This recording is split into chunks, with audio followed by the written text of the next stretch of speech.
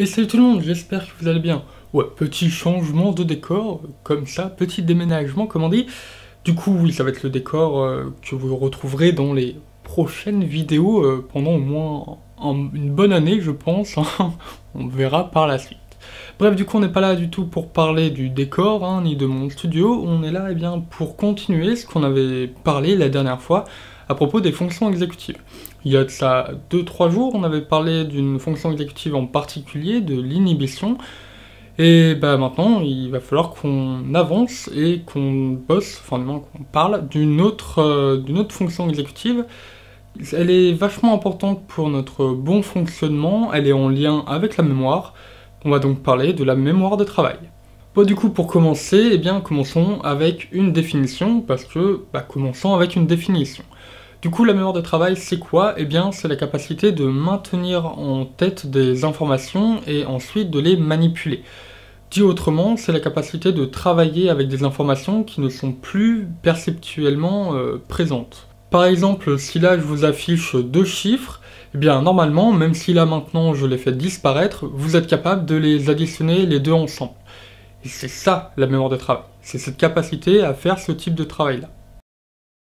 Et donc évidemment, c'est utile pour plein de choses, notamment pour tout ce qui va être résolution de problèmes, qu'ils soient mathématiques ou non. C'est utile quand on lit, quand on écrit, quand on écoute, tout simplement parce qu'il va falloir garder en mémoire toutes les informations qu'on a perçues par le passé, puis ajouter toutes les informations qu'on perçoit actuellement pour que le tout forme une phrase cohérente. Et sinon, globalement, c'est utile quand on veut mettre au point un plan d'action, quand on veut changer justement ce plan d'action, quand on veut mettre en lien des informations entre elles, ou alors quand on veut même juste créer quelque chose. En bref, c'est utile dans beaucoup d'aspects de notre vie, et c'est une fonction exécutive, quoi. Hein. C'est le but d'une fonction exécutive, c'est d'être utile au quotidien, entre guillemets, tout le temps.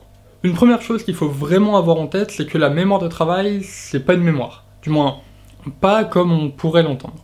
En fait, quand on pense à mémoire, on pense entre guillemets à comme une mémoire d'ordinateur, donc quelque chose de fixe, de passif, un stockage juste passif. En fait, c'est pas tout à fait ça, parce que la mémoire de travail, comme son nom l'indique, elle travaille. C'est un peu plus clair quand on prend le terme anglais de working memory, qu'on peut traduire par mémoire qui travaille. Et alors, cette distinction est certes faible entre mémoire de travail et mémoire qui travaille, mais c'est vraiment quelque chose de très important, parce que sinon ça n'a pas le même sens. En fait, cette composante active de la mémoire de travail est quelque chose de primordial, parce que sinon ça serait juste une mémoire à court terme. Le problème de la mémoire à court terme, eh bien, c'est qu'on n'a pas la capacité de pouvoir rafraîchir les informations qu'on a en mémoire. Donc le problème, c'est que une fois qu'elles sont plus en mémoire, en mémoire à court terme, eh bien elles n'y sont plus, donc il va falloir encore les percevoir pour pouvoir les traiter, et donc du coup faire quelque chose avec. La mémoire de travail rajoute cette composante active qui va justement permettre de pouvoir rafraîchir les items, les objets, les événements qui sont dans notre mémoire à court terme, et du coup de pouvoir potentiellement les réutiliser d'ici, je sais pas, une vingtaine de secondes. Je dis une vingtaine de secondes un peu vraiment pif, hein, mais l'idée c'est juste vraiment de pouvoir les réutiliser dans pas si longtemps. Par exemple, quand on fait un problème mathématique, eh bien, il va falloir garder en mémoire certaines informations pour les réutiliser plus tard. Là, c'est exactement le même principe. Du coup, venons-en au mécanisme de la mémoire de travail. Le modèle qui a été le plus influent et qui est toujours le plus influent, eh bien, c'est quelque chose d'assez rare puisque c'est le premier modèle qui a été proposé sur la mémoire de travail. C'est le modèle dit de Baddeley et Hitch, du nom de ces deux créateurs.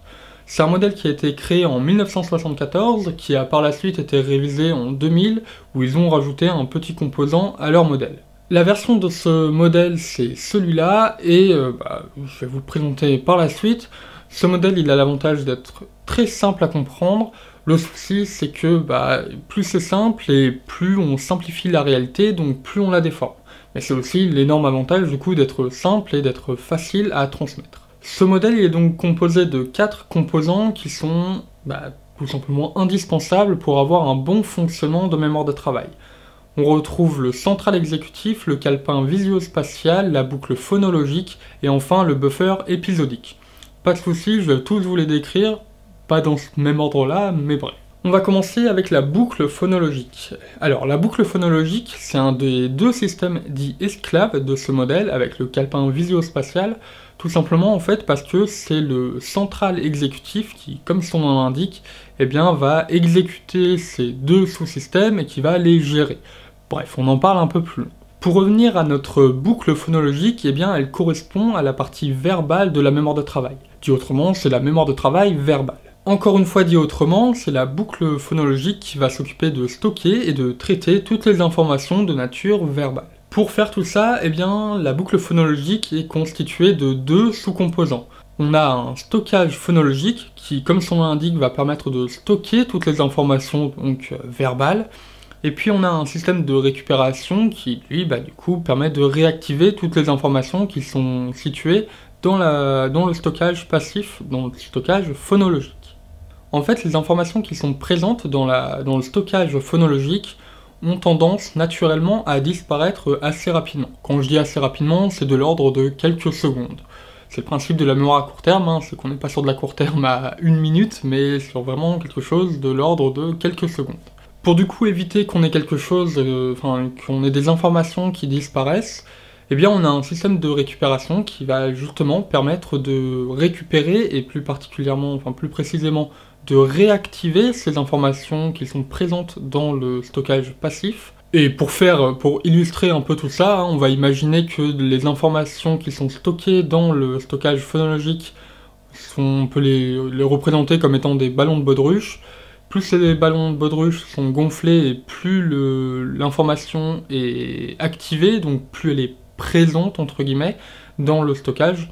Et à l'inverse, plus le ballon est dégonflé, et plus ça veut dire que l'information est faiblement activée, donc elle est à risque de disparaître au moment où le ballon n'est plus gonflé, n'est plus activé. Donc le principe est tout simple, c'est que le système de récupération va regonfler les ballons, les informations, histoire de dire qu'elles restent activées dans le système de stockage phonologique. Une technique qu'on peut utiliser pour justement réactiver ces informations présentes dans ce stockage, eh bien, c'est ce qu'on appelle la subvocalisation. C'est entre guillemets de répéter une information dans sa tête. Par exemple, quand vous avez un numéro de téléphone, un numéro de carte bleue, tout autre numéro, le meilleur moyen pour le garder en mémoire, c'est tout simplement de se le répéter dans sa tête. Et donc voilà, c'est ça le système de récupération de la boucle phonologique. Deuxième système esclave du modèle de Baddeley et Hitch, c'est le calepin visuospatial. Donc c'est le même principe que la boucle phonologique, mais cette fois pour toutes les informations de nature visuelle et spatiale. On retrouverait là aussi donc un système de stockage passif et un système de récupération, voilà. Cependant, ce système est entre guillemets un peu particulier par rapport à la boucle phonologique, tout simplement parce qu'elle est séparée en deux parties. On a d'abord une mémoire de travail concernant tout ce qui est identité et forme des objets ou des choses qu'on regarde, ça c'est l'aspect visuel, et à l'inverse on a une mémoire de travail qui concerne le mouvement et la position de l'objet, cette fois c'est en lien avec le spatial. En fait on fait cette distinction là tout simplement parce qu'on sait que lorsqu'on traite d'une information visuelle, eh bien on a deux informations qui sont traitées, on a l'identité, la forme, et la position et le mouvement, et ça, eh bien, c'est traité par deux voies cérébrales différentes, je vous en avais parlé par ici. Ensuite, passons au central exécutif, qui est le patron du modèle de Baddeley et Hitch. Bon, le souci de ce patron, c'est qu'on ne le connaît pas, en fait. Du moins, le modèle de Baddeley et Hitch présente quelque chose, mais ça ne nous dit pas grand-chose de son fonctionnement, et surtout, on ne sait pas trop, quoi. Baddeley et Hitch sont partis du principe que ce central exécutif aurait comme rôle de distribuer des ressources cognitives aux deux systèmes esclaves dont je viens de vous parler. Quand ici je parle de ressources cognitives, je fais référence à une sorte d'énergie, entre vraiment grands guillemets, qui permettrait à des processus cognitifs de fonctionner. Généralement, ce type de ressources-là, c'est quelque chose de l'ordre de l'attention. Plus précisément, si je peux parler de précision, il est supposé 3 rôles potentiels à ce central exécutif. Ça serait soit de permettre de cibler notre attention sur quelque chose en particulier, et notamment sur un des deux systèmes esclaves, et en plus de ça, de cibler cette attention sur quelque chose en particulier dans notre environnement. Ça serait sinon de diviser l'attention entre déjà les deux processus potentiellement, et en plus de ça, sur différentes choses de notre environnement. Et sinon, ça serait ce qu'on appelle un switch attentionnel, c'est-à-dire un déplacement de l'attention entre différents aspects de notre environnement, ou alors entre les deux systèmes esclaves. Donc ouais, au niveau du modèle de Baddeley et Hitch, ce central exécutif, c'est une notion qui est assez floue, mais pas d'inquiétude, parce que je vais en parler par la suite. Et enfin, dernier composant du modèle de Baddeley et Hitch, c'est le buffer épisodique. Son rôle serait assez simple, ça serait de faire le lien entre mémoire de travail et mémoire à long terme. Et c'est là aussi un système à capacité limitée, comme tous les types de mémoire de travail, si je peux dire, en tout cas du calepin et de la boucle. Un de ses rôles, ça serait par exemple de venir récupérer de l'information qui est présente en mémoire à long terme et de les faire revenir à un niveau conscient, si je peux dire, parce qu'en fait, de manière générale, tout ce qui est présent dans notre mémoire à long terme n'est pas conscient, on n'en a pas conscient, mais pour qu'on en ait conscient, il faut que ça revienne en mémoire à court terme, plus particulièrement en mémoire de travail, et c'est le buffer épisodique qui permettrait de le faire.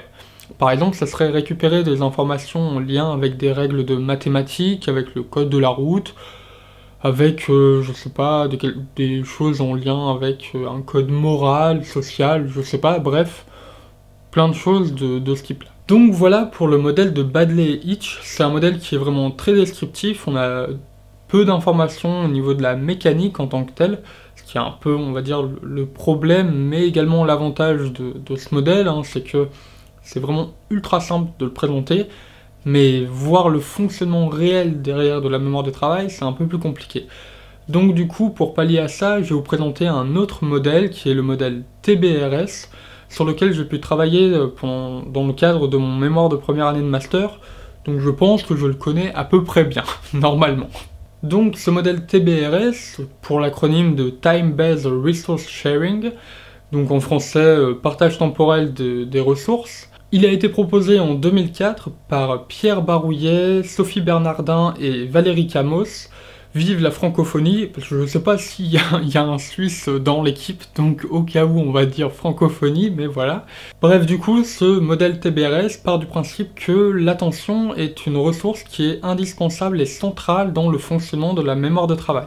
Pour élaborer ce modèle, ils sont partis des tâches dites d'empans complexes, qui sont des tâches de mémoire de travail, et en fait, l'idée de ces tâches d'empans complexes, c'est qu'on vous présente sur un écran des lettres à la suite, et votre objectif, c'est de mémoriser ces lettres pour ensuite les rappeler. Problème, entre chaque lettre qu'on va vous présenter, vous allez avoir une série, par exemple, de chiffres, et le souci, c'est que les chiffres, il ne faut pas du tout les mémoriser. Et on va vous rajouter une contrainte en plus de ça, c'est qu'on va vous demander de lire tout ce qu'on vous présente, donc à la fois lettres et chiffres, on va vous demander de les dire à l'oral. Et ça, c'est assez compliqué parce que ça bloque la subvocalisation, comme on avait pu le voir, comme j'ai pu en parler tout à l'heure dans le cas du modèle de Baddeley et Hitch. C'est pour ça que c'est une tâche qui est assez compliquée, et c'est encore plus compliqué si on vous demande de rappeler toutes les lettres dans le bon ordre de présentation du coup. Oui, parce que j'ai peut-être pas été clair là-dessus, on vous présente chaque stimulus, donc lettre ou chiffre, une seule fois à la suite, c'est-à-dire qu'on va alterner entre une lettre, un chiffre, un chiffre, un chiffre, une lettre, etc., jusqu'à, nous on faisait 6 lettres à récupérer, à garder en mémoire. Pour en revenir à notre modèle TBRS, il est là aussi proposé 2 sous-systèmes. On a d'abord un système de traitement de l'information et un système de récupération, de réactivation. Le système de traitement de l'information est activé lorsqu'on doit faire une tâche, par exemple lire à haute voix un chiffre ou une lettre, et quand on a fini de faire ce traitement, on va basculer sur le système de réactivation. Le système de réactivation a pour but de maintenir l'information stockée activée, pour le garder en mémoire de travail. Mais du coup, il va nous falloir un truc, quelque chose qui va permettre de basculer entre d'un côté le système de réactivation et le système de traitement, et à l'inverse des fois du système de traitement vers le système de réactivation. Et c'est là où justement l'attention est centrale, puisque c'est elle qui le permettrait. On considère encore une fois que c'est l'attention qui est une sorte d'énergie pour les deux systèmes, deux systèmes, et donc l'attention est nécessaire pour que pour que l'un puisse fonctionner. Il ne peut pas y avoir les deux qui sont par contre, cette fois, activés en même temps. Pour en revenir à nos tâches d'emploi complexe, l'idée est donc que lorsqu'on doit lire un chiffre ou une lettre à haute voix, eh bien notre attention va cibler le système de traitement de l'information. A l'inverse, du coup, il n'y a rien qui permet de réactiver les informations qui sont stockées en mémoire. Du coup, par contre, quand on a fini de traiter un chiffre ou une lettre, juste avant qu'on nous présente encore une fois un chiffre ou une lettre, eh bien on va pouvoir cibler avec notre attention le système de réactivation. Du moins, notre attention va se déplacer sur le système de réactivation, ce qui va lui permettre de fonctionner et donc de réactiver les informations qui sont stockées en mémoire de travail et dont on a besoin pour faire la tâche. Donc ici, ça va être de mémoriser les lettres pour ensuite les rappeler.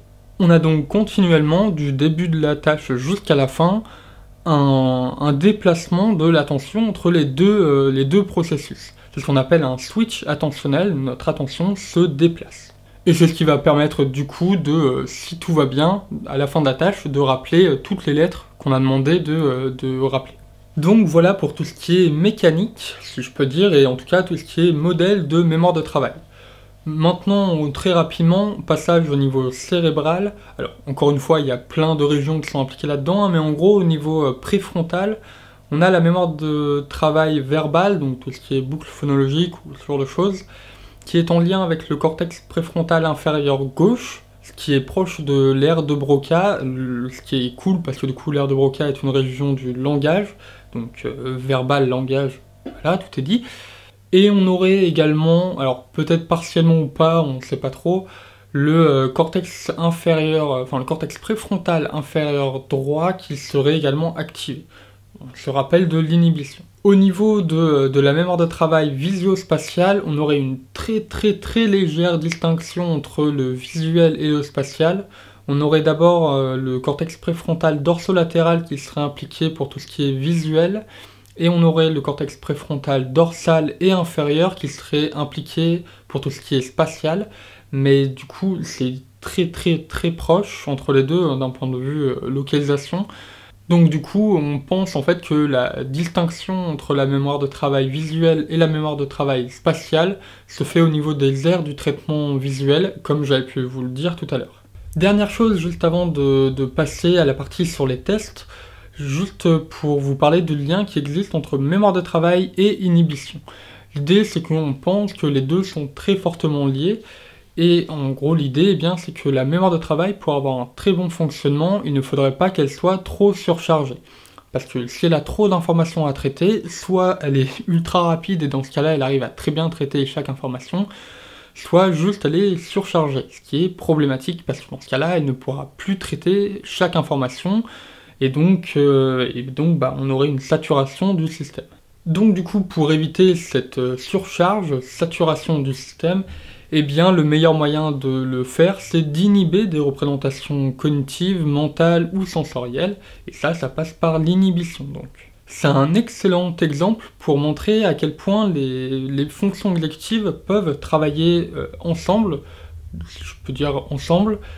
Et ça nous rappelle aussi également que, dans la dernière vidéo j'en avais parlé, que l'inhibition c'est une fonction exécutive qui est dite commune, qu'on a besoin entre guillemets dans toutes les tâches, et surtout qui est au service de les deux autres fonctions exécutives, donc la flexibilité mentale et la mémoire de travail. Bon, de manière générale, les trois fonctions exécutives sont très liées, et c'est très rare qu'on ait toujours qu'une seule fonction exécutive qui travaille. On aurait également des liens entre mémoire de travail et attention sélective. L'idée en fait c'est que pour réaliser une tâche, par exemple un problème mathématique, il va falloir sélectionner certaines informations à certains moments, donc attention sélective.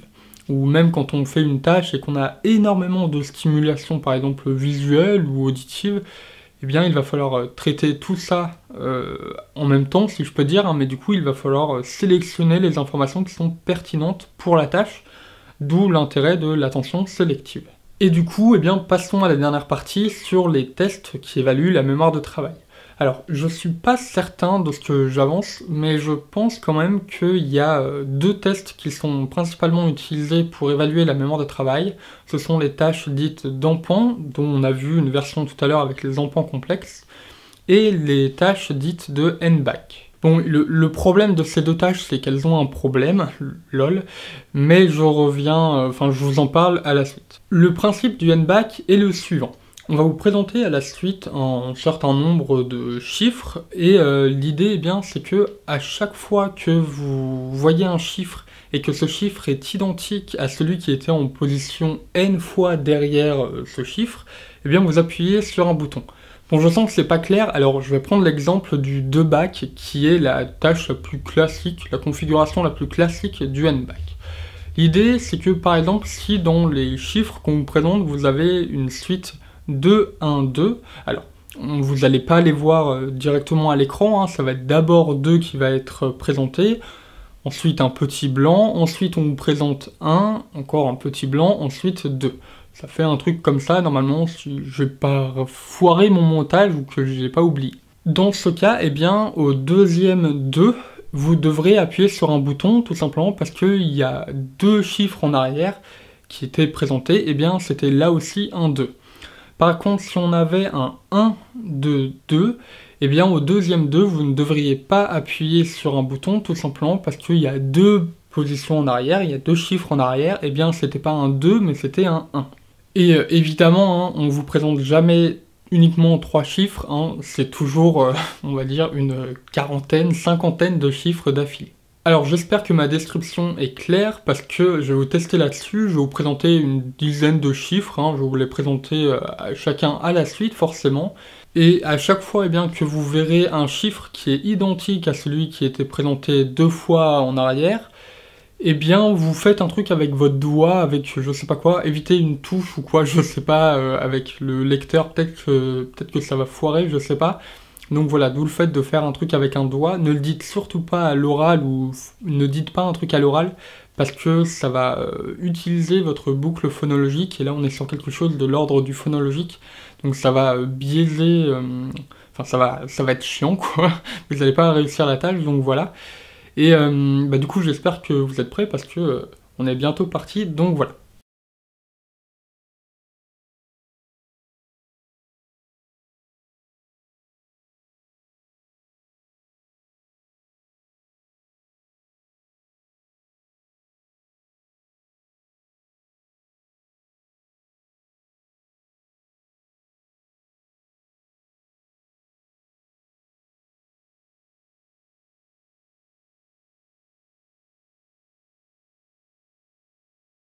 Bon, alors vous avez fait combien de fois un truc avec votre doigt?